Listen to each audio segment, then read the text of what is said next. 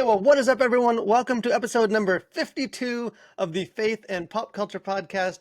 It is me, your host, Daniel, and I am joined, as I always am, by the CEO to my Coldplay concert, Mr. Samuel David Camp. What is up?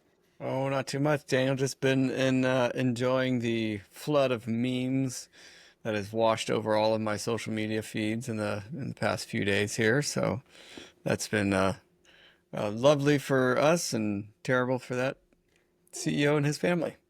I know it is hard sometimes to think about, like, how did people live life, like, before they could just be immersed in a sea of memes all the time?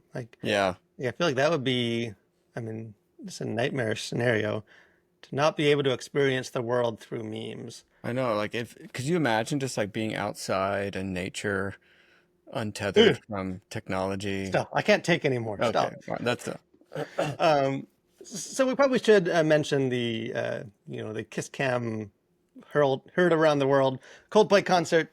This is probably the only time you'll ever catch me talking about a Coldplay concert. But I guess I Yeah. have to. If it wasn't red flag enough, it's like you're going to a Coldplay concert? Yeah, there were signs from the get-go.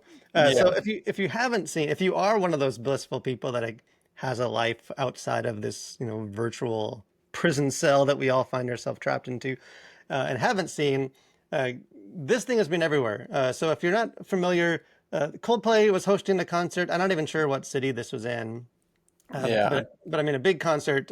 Doesn't 10, matter. uh, it's just Coldplay. Thousands of people at this concert, and they do like a kiss cam like you'd find at a sports event where they're all the happy couples hugging, singing along, vibing to Coldplay.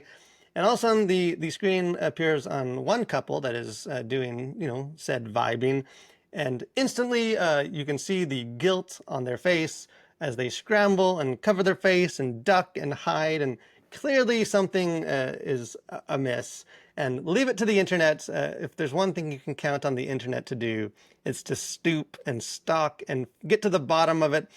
So after doing that, it's discovered that it is a CEO of a fairly large company, and the woman with him is not, in fact, his wife, but is his HR chief from his own company. Both married, just not to each other. And of all the ways to get exposed in your sin, in your unfaithfulness, doing so publicly at a Coldplay concert has got to be On the among Jumbotron. among the most Yeah. pitiful ways. Yeah, I mean, boy, like there's so many there's so many layers to that. Um yeah, and I because it is one of those things where I think we all both love and hate the internet. And I think this is one of those times where it's like uh it is sort of both of those things simultaneously, because on the one hand it's like you just like world class memes, like you cannot find better memes than what's been coming out of the internet, for this incident. And on the other hand, it's like your heart kind of breaks a bit for his wife, and apparently they have two kids. And so it's just sort of one of those things where it's like, man, like it's funny, but also tragic, and your head of HR is what, which is like, there's just so many ironies, I think, uh, in this, but Yeah, because that's where I kind of have fallen with this. That like I think you're lying if you don't find these a degree of humor in this, like, and just yeah, how widespread. Like, I know like other sports, like the Philadelphia Phillies baseball team, like recreated the moment with their kiss cam and their mascots, and like there's been like corporations and like companies using it in their advertising, like or like a lot of Photoshop with like different fictional characters, and like I saw like Munch's like the Scream, famous painting, yeah, done a version of that couple being caught, yeah, like I think there is something to be said about like the way that memes do, whether it's superficial or not, like do kind of connect us, give us some common ground in an age where, maybe we're losing some of that. But I think you also sort of see in real time, like just how quickly we sort of like the dehumanizing aspect of yeah. Like it's very easy to sort of make this sort of funny, almost like a scene from a sitcom, and and miss the fact, or just not deal with the fact that, like, you know, for some people, like, this is not funny. Like, this is very embarrassing. Like, again, like, I'm not necessarily uh not the couple that got caught. Yeah, I yeah. think they sort of were, They deserve every bit yeah, of ire, I they think, were, but I that the think, like, internet's throwing at them. the other spouses, and, like, the kids Yeah, involved, and the yeah, family, and I think just people at the company, like, they're, like, that is a horrible sin. Like, that is um an embarrassing thing, and, like, to find out that way, and, yeah, like, have it be like a national, international, like, widespread, butt of the joke. Like, there is sort of that sense that, like, I don't know, like, we kind of deal with these sort of things without dealing with them, because we reduce them to just sort of humor, even if that's not necessarily bad on its own.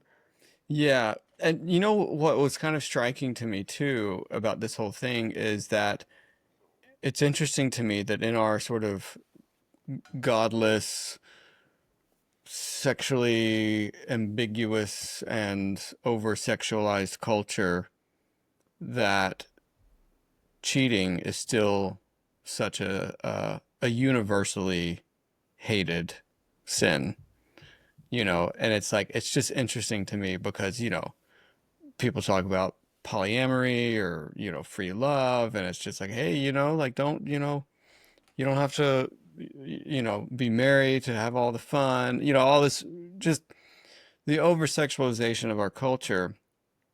And yet this thing that would seem to be like a sort of a very conservative value, like faithfulness to your partner, um, like is universally uh, accepted as like a horrible thing to do.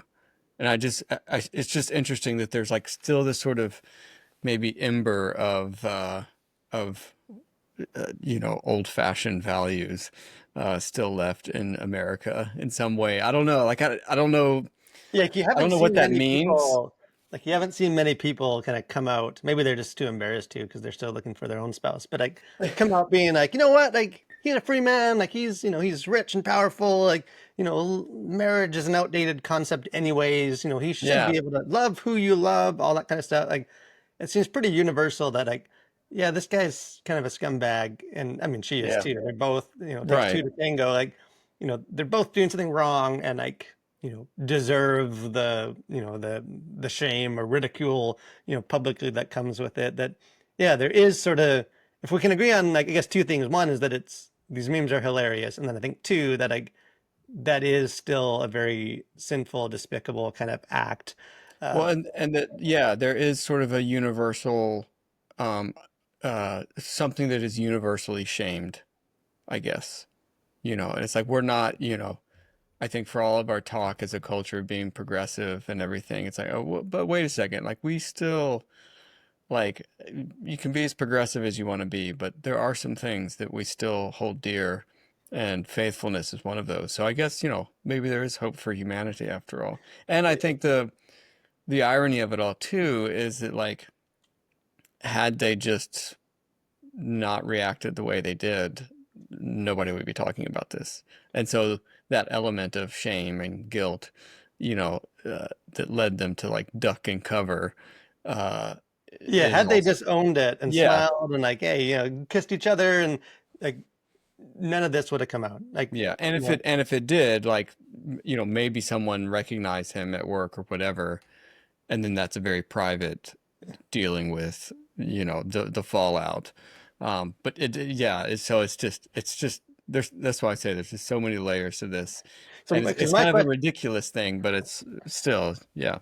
And my question was, how many pastors do you think, over under, changed their text for their sermon that week to preach on Luke 8:17, which says, "For nothing is concealed that won't be revealed, and nothing hidden that won't be made known and come to light." That will preach, and you got a built-in sermon illustration, Yeah, culturally you relevant better one. believe that there were audibles called across pulpits across America this past weekend, I'm sure. So it is crazy, and I mean, the memes will keep coming. Although we do hope, do pray for the families involved, but also that we get a few more good memes. Yeah. Speaking of other things that kind of have come, so we last episode we had a guest on, great episode, Sean Gaffney. Definitely we'll have him back on the podcast because he has a lot of interesting stuff to say, and he's just an all around good guy. But it meant that we haven't been able to we weren't able to touch on some of the more like topical stuff as far as like movies go, Yeah. because kind of the two movies that have come out. I was gonna say the two big movies that have come out, but the word big might be stretching it a bit, but we had Superman, kind of James Gunn's Superman, which we had talked with another guest, Joseph Holmes, before the movie had come out and before I had seen it. So we did a whole episode kind of on that. But now the movie is out and it's doing well. And then also Smurfs. I know this was up in your top five of Yeah. anticipated films. I've already seen it 4 times. Yeah, and I know you were binging the first Smurfs. I actually don't even know what, like, they don't do numbers for the Smurfs movies. Like, I have no idea how many of these we have or what's connected. Like, When I was trying to find, this is maybe a little inside baseball, but sometimes it's really hard to get production photos of movies when we're reviewing them, and so if you read our reviews at thecollision.org, we'll have photos from the production, and sometimes it's really hard to find those. And this one was one of those where it's like you put in Smurfs, and there's like I don't know how many Smurf movies there have been now. too And it's many, just you might no, say. not that Smurfs, not the 2011 Smurfs, not the whatever, so yeah, that was a bit of a pain. Yeah. So, And why are there so many? Like that's the real yeah, question. the question is, do we need another Smurfs movie? Yeah. I mentioned in my review of Smurfs that I like honestly more than one time when writing my written review referred to it as trolls. Like I was, and in trolls and like, italicized it and kept talking. Like as I read back through it, I'm like, wait, this isn't troll. This is Smurfs. Like it so badly wants to be trolls with like the Uh, kind of the music and like Rihanna voices Smurfette and something like this starts off with sort of a dance number and the bright like there's so many similarities. But I mean like if you come across as like Smurfs or Trolls light, like if you can't even reach the bar that Trolls set, that high bar by the trolls. then you're in trouble. So one last thing I will say about Smurfs, just because I live to step up onto a soapbox, and there is one directly ahead of me to step onto, is that I continue to. I mean, the movie is not good. It's not as bad. The trailers are awful. The Yeah, movie is not yeah, awful. It's just really, really bad. But I don't know if it's like awful, awful. Um, but I will say, like, I continue just to scratch my head at like the going back to the tried and true well of like profanity in kids' movies, yeah, which is like I feel like every kids animated movie I've reviewed lately, I've had to have this discussion. And like, there's not actually profanity in Smurfs, so at least they did that.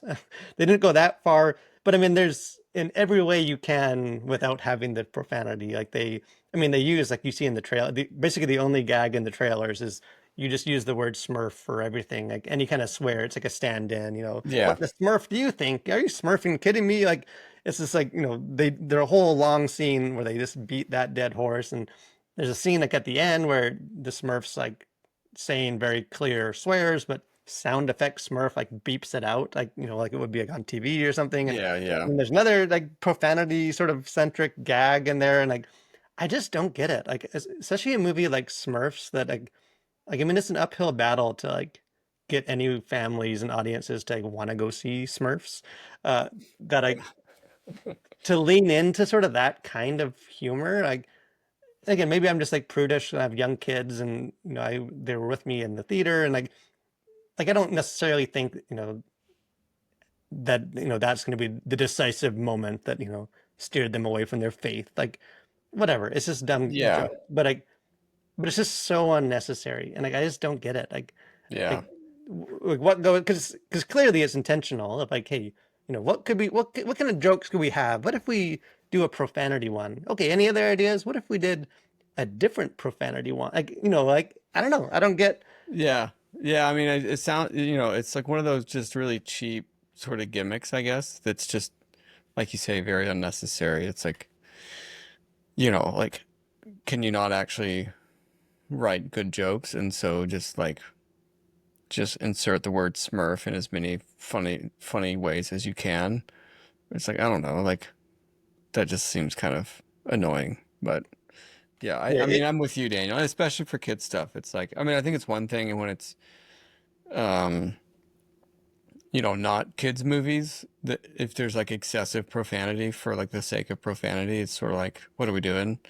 Um, and I think there are times where it is, um, I think necessary, or at least it adds to the script or the story or whatever. But yeah, I think just sort of like the inserting things in for the sake of it, just to like, I don't know, come across as edgy, I guess. It kind of falls flat for me. And again, I don't care enough to actually go see this movie, so well, you want to watch it on streaming where you can like savor it more, the more intimate that's true. I experience. can I can Uh, pause it and rewind and then watch yeah, that part let's again watch really that quick. scene again. I want to see And that I think I happen again. missed it. What did he say? Smurf, Smurf, So Smurfity yeah, so it Smurf? is like, for me that the profanity and animated stuff, like to me, like there are a lot of times when I kind of push back against the like Hollywood is coming for your kids. They're trying to Yeah. corrupt. Like, I feel like so much of that is clickbait and overblown.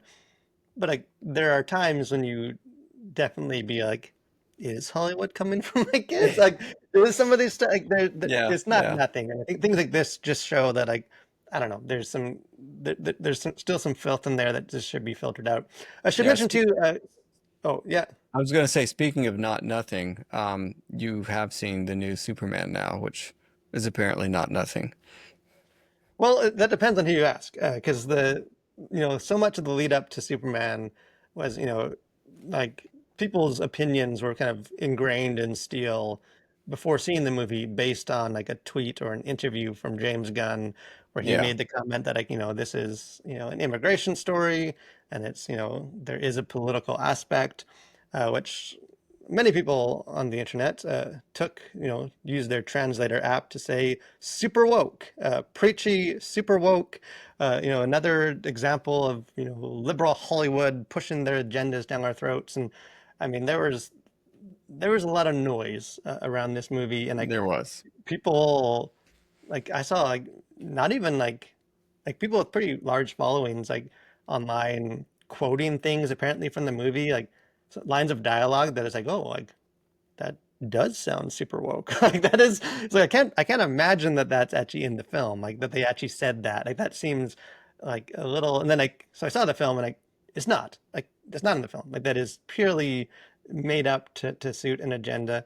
Um, because like this film is not at all that. Like the Superman movie, like I wasn't as crazy about this movie as other people just because I didn't really think it was a great movie. Like I think Yeah, it has like a good vibe and there's I like the actor that's Superman, and like the colors and the hopefulness and like the fact that it's a DC movie that doesn't make you want to like go back and like listen to My Chemical Romance or like, your old school emo CDs. Like like I liked that aspect, but I just think overall it wasn't a great movie. But like the idea that it's some super politically charged like woke propaganda, like in many cases like it's the exact opposite. Like the yeah, whole like central message to this thing is very much that like yeah, like Superman comes from a different place, but then like he's raised by very like kind of godly salt of the earth Midwestern Americans that like just instill in him this those like they're farmers and just hard work and the American way, and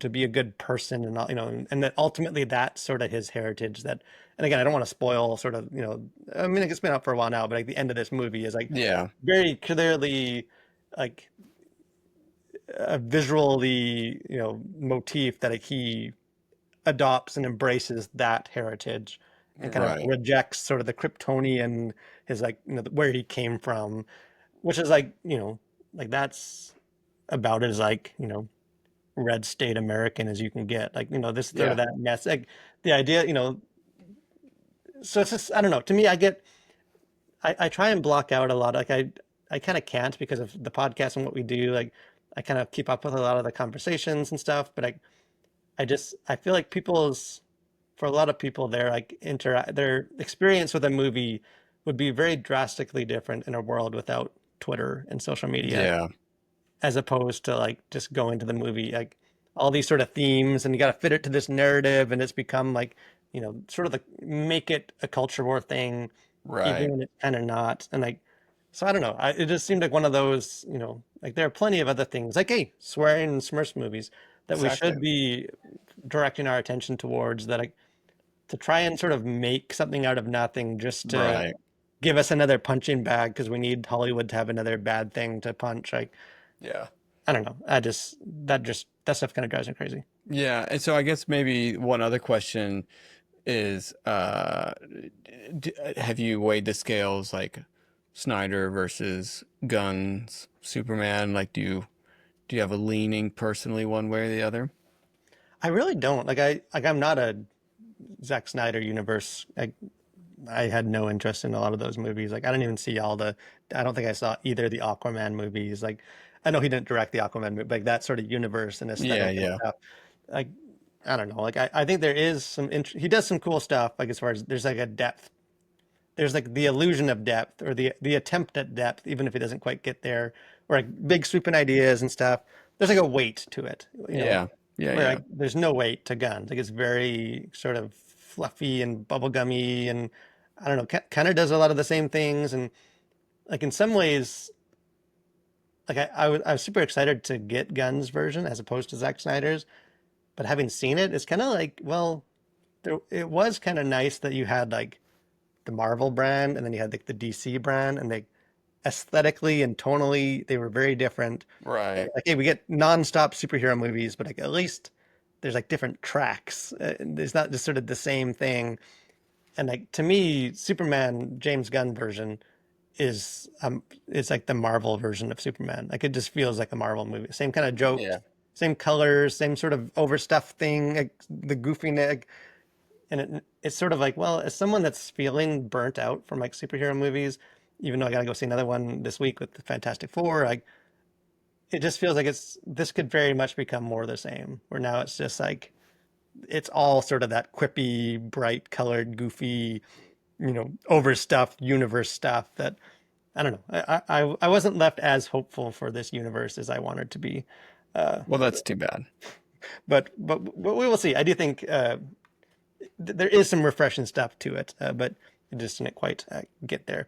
But speaking of movies, one of the things to just to at least note before we get to one other kind of cultural event conversation going on is I wanted to note. I know you're a big fan of watching Lifetime movies. Yeah.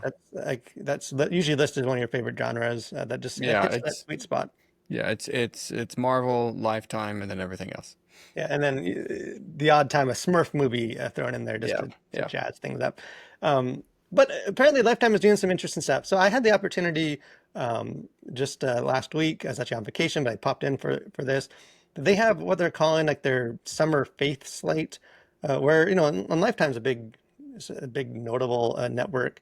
And I won't lie and pretend like I know a lot of what's usually on Lifetime. Like that's not one of my go-to channels, but I would think like soap operas and Hallmark movies would maybe, at least in my again, because I haven't watched Lifetime either, but that's what comes to mind, for yeah, and like I don't know. rightly or wrongly. Like I know a lot of people are like down on Hallmark now because they've gone worldly and not, conservative values and all that kind of stuff. I don't really know where Lifetime sits with some of that, but they are this summer putting an emphasis on faith with releasing a bunch of sort of faith-based different stories of sort of notable actresses and people leading the movies. So I had the opportunity last week to be on with about 6 or 7 other sort of like media people with like a digital roundtable conversation with uh, 4 of the actresses, which let's see if I get them all their names. There's Chrissy Metz, who's a lot of people know for the show This Is Us. Paula Patton, who I knew from Mission Impossible 4, I think. Alexa Penavega, who is like the girl from Spy Kids, although she's now grown up and she's been in a bunch of other stuff. And then Kat Graham, who I was not familiar with, but my wife was familiar with for having been on the show Vampire Diaries back in the day. Oh, So the come four on, of those, Daniel. You know you watched that. oh, well, yeah, my wife watching that Vampire Diary I movie. have a friend Yeah, the who all the loves bought that show. so the 4 of them were on this call with a couple of journalists, and it was like an hour-long conversation of just sort of sharing, like asking some questions and just having them share about their faith. And I was kind of surprised. I was surprised at how open they were. Like I didn't necessarily know much about them as like people Yeah. going into it. Like I just knew them from the different roles that they've been on, and like you never know with sort of those like interview junket things. Like even when they are like faith-based properties, doesn't necessarily always mean that the person involved, for some people it's just a job. Like I've done some of those. It's like it's a faith-based movie, but the person isn't a Christian. So I Yeah. kind of got to navigate that with how I ask the questions. And so I didn't know like how much they would be open, but like very open, like way more than I thought was expecting just about their faith and like the industry, and just thought it was a good conversation. So I mentioned that one, just to say, hey, there's sort of the stigma that like Hollywood is kind of has no space for faith-based stories, and like clearly that's not the case, because we're Yeah. getting a lot of faith-based stuff, and networks like Lifetime are focusing their summer slate on a lot of faith-based stuff, but also because we did release a video, not the whole like hour-long conversation, but did sort of pull some clips from that conversation with those four actresses. So we'll link those in the show notes below. I encourage you guys to check it out, because it is I think refreshing and encouraging to hear some Hollywood personalities, especially kind of notable name brand kind of people that are speaking openly about faith and the movies and just sort of what led them to the role. So I encourage you guys to check that out. But kind of the last thing I wanted for us to dig into, just for a moment at least, is in the same arena of sort of Christian faith-based people in Hollywood. Although this one is kind of drawing not as positive or enthusiastic response from Yeah. the Christian community. And I'll say once again, this is something that is outside of my regular daily interest range, outside of sort of being a culture critic, and that is Chip and Joanna Gaines. I don't know what's the show that they sort of, do you know, like that they became big on? Um, Like they have I their whole think like Magnolia no, network and yeah, I shows. think it was Fixer Upper or something like Yeah, that. that sounds like they've been around It was for like a a while. home DIY home renovation show, and I don't know how many. I feel like they've had several, but I Yeah, think and I think Fixer Upper was maybe the one that sort of put them like on the put them on map. the map for, Yeah, and yeah, then yeah, and then they've sort of expanded that to like a whole brand of, they have, I think they have like a whole network and shows, and that they're yeah, involved in yeah. a I bunch think of I'm stuff. sure they have like products, galore of like home decor and paint and whatever else, that Yeah, goes and with like it. for Christians, they sort of got on the map because like over the years they've been open about the fact that they are Christians and that they have faith, and that that inspires what they do, and so like it very much was one of those like, you know, add them to the Christian team roster that Yeah, we got them, and they're on these shows, and they're out there, and like they're kind of our champions, and like very much popular within the Christian community until so that might the foundations are shaking a little bit for that, the tides because are turning. if you haven't seen some of that, again, some of this is kind of happened last week, but we weren't on the air last week for our podcast. um, Kind of some controversy swirling around the release of a new show that they have. They're not in, I don't think, but they're like the creators, producers, called Back to the Frontier, which premiered July 10th. And the show kind of follows three different families and a kind of reality TV style as they attempt to live like 19th century homesteaders, and like, like they put all their electronics and their phones and their Nintendos in the bin, and they can't bring it, and they got to kind of live on, the land like they would. And, you Which, know, as a side note, I would totally sign up for that. Like that would be so much fun. you see, I feel like for you, that probably wouldn't even be that much of a, like, that's sort of how Yeah. you live anyways, with your farm, your Well, pigs and all that. we do Uh, have electricity here. yeah. Yeah, just switch a candle, you're ready to go. So the idea of the show sounds intriguing, but the part that has got kind of caused a stir is that one of those families is in fact a gay couple, named Jason Hanna and Joe Riggs. So two men with 10-year-old twin boys, Ethan and Lucas. So they're, one of these three couples is them, and kind of following their story and their family dynamics. And I think probably already would have ruffled some feathers, but I think it kind of brought widespread attention. Franklin Graham, the son of the late great evangelist Billy Graham, had tweeted out, and his tweet, like as of today, has like almost 2 million views. Says, I hope this isn't true, but I read today that Chip and Joanna Gaines are featuring a gay couple in their new series. If it is true, it is very disappointing. While we are to love people, we should love them enough to tell them the truth of God's word. His word is absolute truth. God loves us, and his design for marriage is between one man and one woman. Promoting something that God defines as sin is in itself sin. So he kind of tweeted that out, and I think for a lot of people that was like who don't follow that kind of show, that was like their entry point into sort of this conversation. Yeah. Um, and like because I wasn't even aware of this. You brought this to my attention. You had seen stuff about it, and like initially I was like, hey, there's usually more to the story. Like, I want to look into this. But as far as I can tell, maybe they've said more public stuff elsewhere.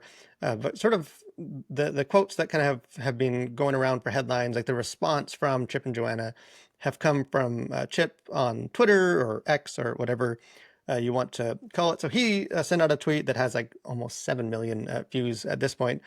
Says, talk, ask questions, listen, maybe even learn. Too much to ask of modern American Christian culture. Judge first, understand later / never. It's a sad Sunday when non-believers have never been confronted with the hate or vitriol until they are introduced to modern American Christian with a broken heart emoji or whatnot. And then there's another one that kind of has been passed around too, where someone had tweeted to him in response to that. So we are extremely sad because of how much we have grown to admire and appreciate you both. To which Chip responded, said, well, I appreciate that sincerely. So if you admire and appreciate us so much, any chance there's more to this? But that's my point. No one knows. But the scare quote Christians have certainly come out in full force as if they do know. Judge not, love another is not difficult. So that's sort of where things have been kind of left with that. And I'll be honest, like sort of his, at least in those, and not to do what he's saying not to do, and like jump to hasty conclusions and assume I know everything going on. I don't know. I didn't like that response. There's sort of the condescending nature or the simplicity of that. Kind of one other quote, and then we can get into this a little bit, that I thought was relevant to sort of framing this, and why maybe it's not like, as Chip seems to think, like purely a just sort of an act of kindness, that's inconsequential in a wider sense. Because speaking to an LGBTQ plus outlet, Queer Tree, which I see what they did there.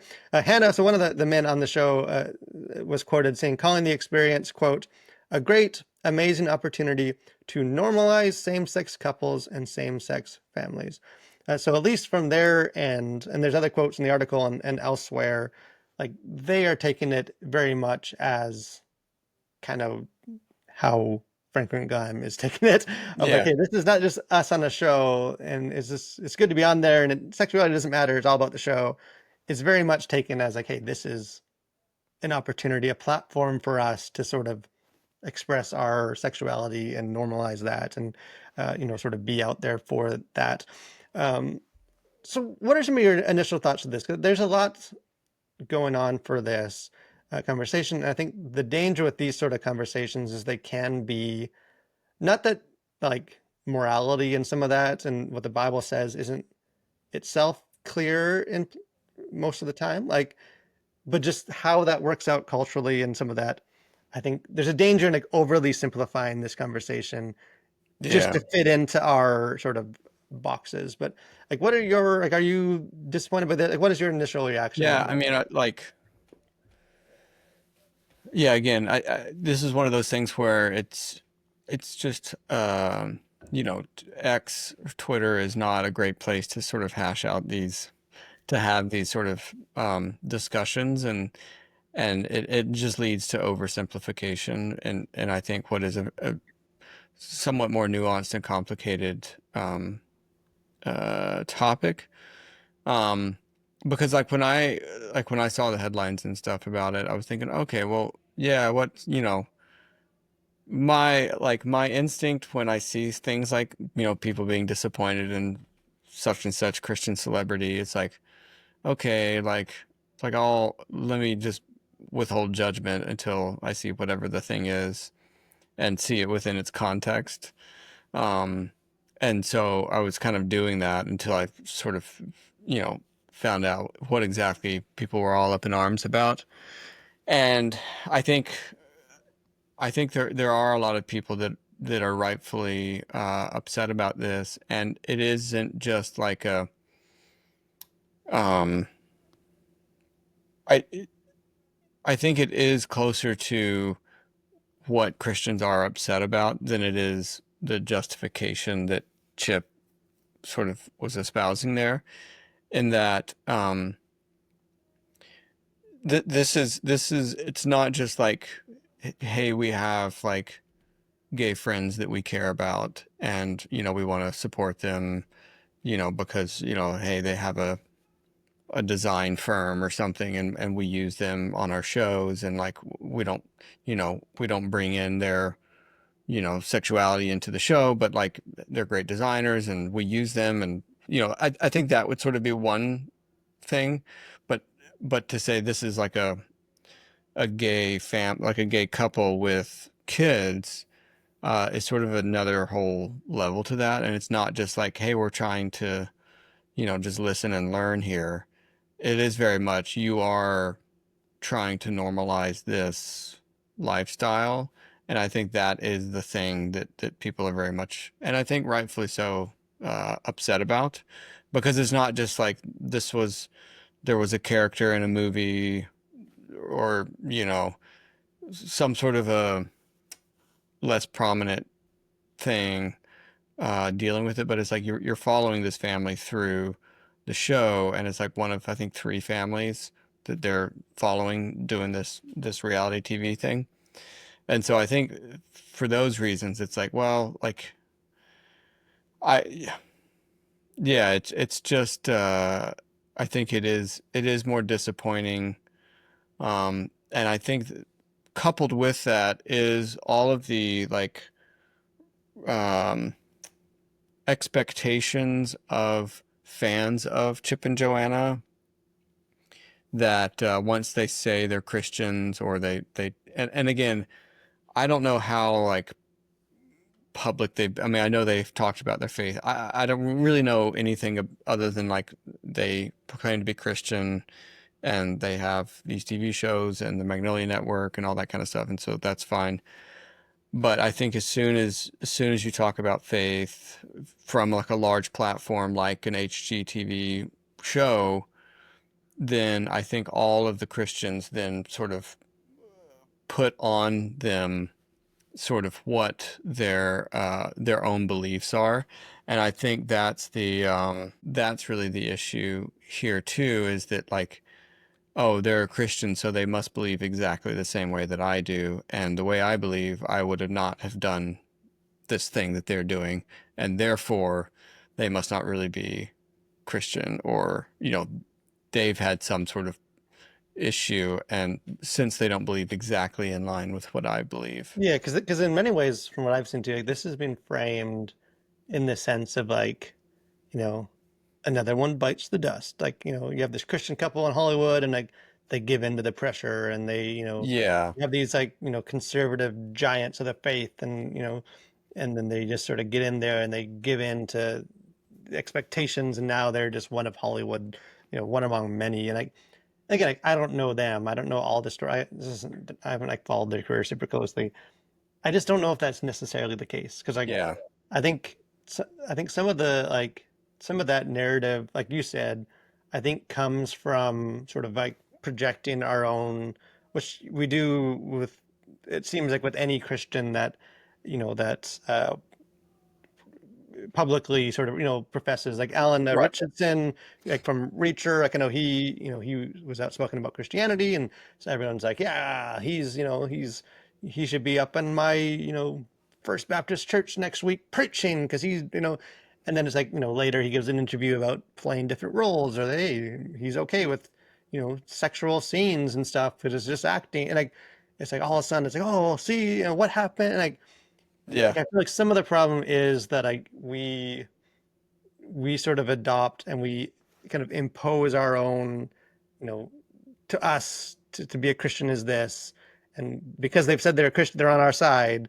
We assume that they've got to be, but like you can find quotes. Like I don't know if there's anything that's been like this overt, but like you can find quotes and stuff from Chip and Joanna, you know, about sort of the homosexuality or how it really eats them up inside when people accuse them of being homophobic or like I Yeah. don't necessarily know that like this is like maybe, but like that this is like an overnight like change of heart as much as it is just I don't know that they because like I think there is no denying like it is an intentional decision because like Yeah. especially given their target audience and the fact that there's like three couples or three families on the show like I don't think anyone would bat an eye if you have three heterosexual families on there like Yeah. I don't Yeah. think it's not like a TV show where it's like hey we have 200 characters and every single one of them is straight and clearly there's an agenda to not like it's like they surely they knew like when picking this couple or this family that like it was going to represent something and they wanted to get behind that and even like if you see some of the clips of like that people have pulled out from the show like introducing the family like you can see how like the one of them is saying hey this is a great chance to normalize like very much a positive this is this is like a wonderful family dynamic and these great people and kid and everyone's happy and uh, like clearly it is an intentional decision. Yeah. Yeah. I I, don't think it's one of those like, because I think people who are against it very much frame it like this was probably like, imposed upon them by some studio and they've just sort of had to go along with it. Like it doesn't seem that that was necessarily the case, especially yeah, how because I think Chip there's almost like replied to it. two like Yeah. there's the side of like hey Christians and people can like speak against like hey this is what this is representing like we're against that. I just think sort of the we just don't sort of that ownership quality of like they're beholden to act Yeah. like we because we've sort of adopted them as our champion whether they want it or not like to me that's just not the like that's not worthy of the ire and the energy as opposed to just like hey the thing itself and even like I get I don't know like I think with these sort of things there's always the knee jerk like well clearly they weren't Christians because they and like I don't know. I think there's definitely a place for Christian like, in Scripture to like hold Christians accountable to the truth of Scripture and to stand like call things out, call sin, all that kind of stuff. I just I don't like when we get so loose with like like where to be a Christian is to believe these couple things and specifically this because there's a bunch of other sins and stuff that we all do that that we're okay with still doing that and be like I expect when Yeah. we start making it more like about things more than Jesus, and it's like these beliefs. Again, not that we don't like have those conversations, like, hey, this is sin. Like, what you're doing to normalize this sinful lifestyle is wrong, and Christians shouldn't do that. Like, those are, I think, valid and important and necessary conversations. It's just the knee jerk of like, I guess they were never Christian, like Right. because they don't believe 100% and like act out in the same way, you know, as though like Jesus is like a secondary or one among many things that make you Christian. And if Right. you fail in any of the areas, you're off. So like I don't know. For me, that's as unchristian as anything else that's coming out is when we sort of make salvation about other things. But um, Yeah. Yeah, yeah, no, I mean, I think that's totally true, and I just think that that is often the case with these sort of situations where, yeah, to be a Christian is to like only to believe these values about society or how social structures should be, or and it's a weird. It kind of gets a bit strange, I think, when it's like, no mention of Jesus or grace or any of that. It's just sort of like, well, clearly you're not a Christian because you don't think exactly like I think, and I am certainly yeah, because you definitely saw that like with the elect. Not to make this overly political, but like like tons of people I heard on you can't be a Democrat and be a Christian, or like on the other side, like you right. can't vote for Trump and be a Christian. It's It's like, well, like, really? Like, Yeah, or, like and I know that's a little different maybe than like this issue, because this is a very like moral thing in the Bible. I just think as a rule of thumb, making salvation, like questioning the salvation of someone based on these other kind of moral, ethical things as opposed to like Jesus is just starting in the wrong place. But I don't know. I think like it's, I'm curious to see like, as the show airs, how many people actually, once sort of the initial outrage wears off, how many people really engage with it, and like to see how it sort of plays out. Like I don't know. For me, like, it is like unexpected because I didn't really know much about like them, and I think yeah, there is, and like, hey, I have two 10-year-old twin boys too. Like, it's like there is something about that hits close to home for me too, and for this family, and how that impacts the kids and all that kind of stuff. So I don't know. I just think for me this is another like, we can't really control some of that. Like, I feel like what we can control is just the general peon audience is like to not just sort of have these expectations of celebrities and like continually be disappointed when they fail to live up to the role that they never signed up for, because yeah, we own them and they got to represent us. And I don't know. I think there's healthier sort of conversations for that. Dave, let us yeah. know if you guys sort of how you, especially if you are someone that has either watched the show or you've like followed their career closer than either me or Sam have done. Kind of let us know sort of how that comes out and kind of what you think of some of that decision, and even just of like their response to some of that criticism. But one of the conversations that never has any controversy is always embraced. Everyone from all political aisles, any kind of social categorization, are all in hearty agreement every week. Is the final segment of this podcast, which is things we like that you should like too.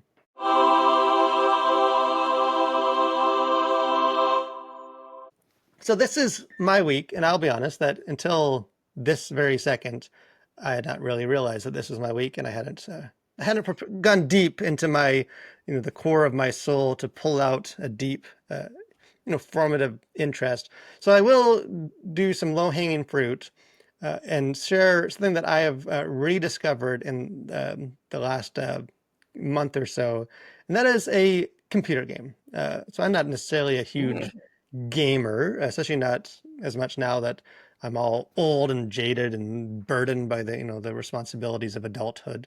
But I did definitely dabble in some games back in the day, even some like PC old computer games. Oh And yeah. there was a game that I grew up just playing the heck out of, and that is Heroes of Might and Magic. Uh, there's about six, I think, of these games. I think they're making another one. Sort of gone through different stages, but essentially it's sort of like a turn-based thing. It's like all fantasy creatures and stuff.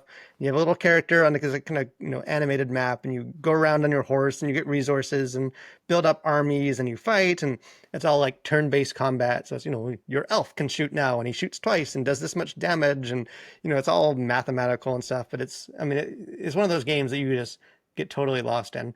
And so I played that growing up, and then I have like a Mac now, and those games don't work on Macs and stuff, so like I hadn't played them for a long time.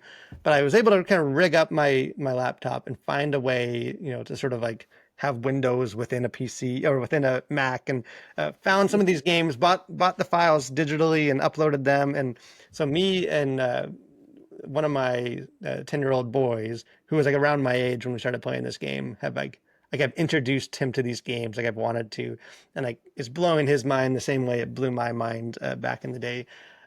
We've been conquering some worlds, slaying some dragons, raising some dragons, all that good stuff. Have you ever did you ever play these games growing up, or was it too? No, I but feel it like you sounds probably like weren't a like game. nerdy and geeky enough to get into this. Yeah, I was sort of on the cusp of like nerdy and geeky, and so yeah, this is not one that I've heard of before. So, but it sounds like something that I would enjoy.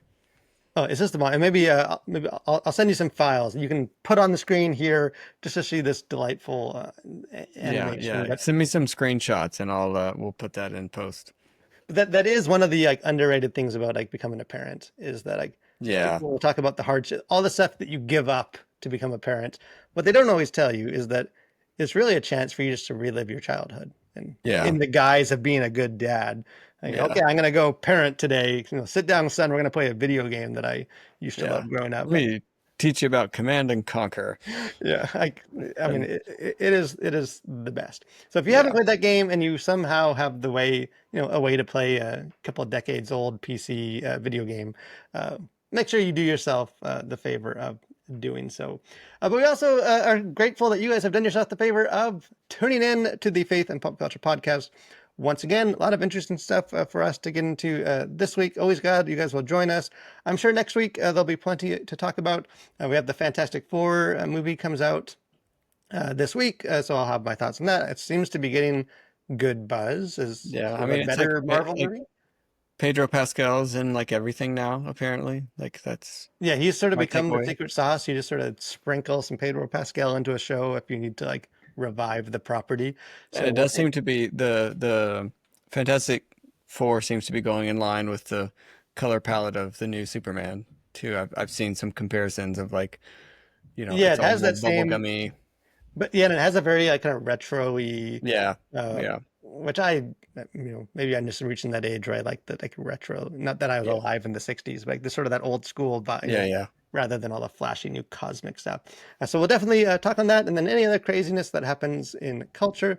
So until then, we'll see you next week for more conversations on faith and pop culture.